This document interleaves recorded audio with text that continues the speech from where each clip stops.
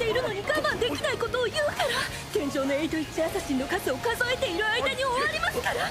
何をしている間に足の上から降りろ。足を脱がす。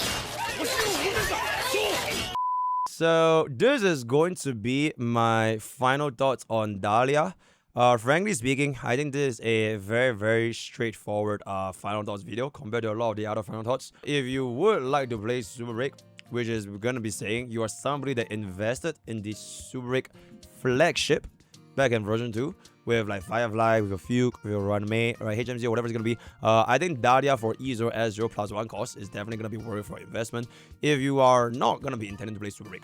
Alright, if you don't want to play Super Rig, you have never pulled for Super Rig, or if you don't want to bring your Super Rig into version 4, so maybe you invest in E0 S1 Firefly, E0 Dahlia, E0 Runmei, E0 Fuke, maybe E1 Runmei, but you are kind of tired of playing Super Rig, right? You don't want to invest even more costs because you don't see using them in version 4.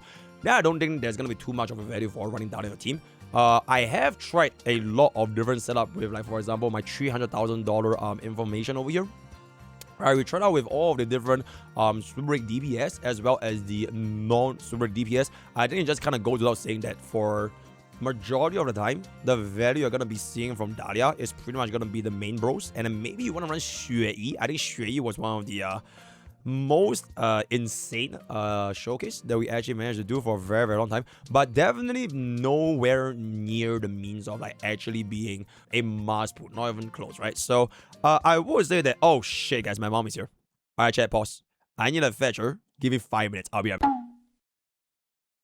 As I was saying, yep, I think Dahlia is gonna be a very straightforward unit. I do want to have a couple of additional thoughts over here, which is, okay, this is gonna be on the free-to-play account, so we didn't have any of the other vertical investments. Generally speaking, I would say that running Vonweg with Dahlia and the rest of the team, I actually found myself preferring this instead of Calbagini. Despite the fact that Calbagini technically gives you the additional speed, since Dahlia will always implant the fire weakness.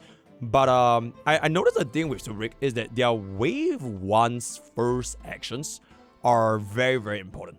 Like, you really wanted to get your energy as fast as possible and cast them ultimates before you can save up more energy going into wave 2. So Vonweg actually helps a lot in this, so that you actually get in before the rest of the minions and you can start resetting your ultimate once again. Energy regeneration or break effect rope, usually I stuck with I think I used energy regeneration for Fuke and I used break effect for Dahlia. I never really found Dahlia's ultimate to be super important in the point where I want to use energy regeneration, because Dahlia herself does a lot of damage from the follow-up attack. Alright, like the like this thing over here. The follow-up attack that actually deals a lot of instances. She will definitely scale a lot more with break effect, and it can just kind of distribute your skill point a little bit more between using your basic or your skills, depending on the matchup, right? So ideally, you always go into the next wave with your ultimate up, so you instantly cast Dahlia's ultimate, which means that you're gonna be able to get the winner's implant for any of the DPS you're gonna be running with, right? Which, speaking of the skill point portion, I would say the team is very skill point hungry, especially if you came from somewhere that essentially played with the Remembrance flagship. If you are going to be sticking with a full E0 team that's going to be this right here, right, you will find yourself almost definitely run out of skill points. So for example, if I were to go into trial right here, right, yeah, like, let's just say I go to trial right now, right? The thing with this deal is that by running Lingsha, you are not gonna be able to maintain enough, since Firefly is so much faster than the rest of your units. You are usually getting like 2 Firefly actions per the rest of the unit's action, even if you were to give them enough speed. So eventually you're gonna get to a point where you either cannot refresh your Fuke buff, but that's not gonna be really good. So the only one that you're gonna be sacrificing is pretty much gonna be Lingsha. Alright, so Dahlia is one of the only ways that you can try to generate a little bit more skill points for the rest of the team. So you can kind of just cast your ultimate, Firefly goes in. So at the start of battle, it's fine, right? At the start of battle, as long as you can do enough damage, right, Lingsha comes in. If you can clear the battle fast enough, especially like for example in this trial battle, perfect 3 target scenario, gets this in, alright. you will still deal enough so that you can move on into wave 2 with sufficient skill points, right? But eventually, for example, right now, right, this is my Fuchs' second action. If my Firefly cannot kill by her third action, right? If my Firefly cannot kill by the third action, then we are gonna run the skill point issue. So my Lingsha is gonna cast either basic or skill over here, but Firefly will definitely consume this. Alright, so the monkeys are gonna be a little bit low. So Dahlia, you can kind of just greed a little bit more for more skill points, right? Very, very like conservative here. Okay, so if this does not kill, and you have to start refreshing your bunnies, your Dahlia skills, your Fuchs skills, then you're definitely gonna run out. So you either circumvent this with, you know, the S1, right, or S1. Run Mace S1 if you're gonna be running a sustainless. E1 Firefly. E1 Firefly will help you with the skill point issues. Generally speaking, for this particular trial fight, it is definitely not the difficulty that we'll be encountering in like endgame content, right? Because right now we actually clear really, really fast despite running a full E0 team. But if this was gonna be an actual full E0, yep, it perfectly gives you the max energy for the rest of the set, which doesn't really happen, right? So that's just a little bit of a thing to keep in mind. I don't think we need to care about Firefly that much, so we can just ignore. Another thing for Dahlia right here. Can we see this? Okay, for the usage of Dahlia on a super break DPS, that is Firefly, Boothill, and Rappa.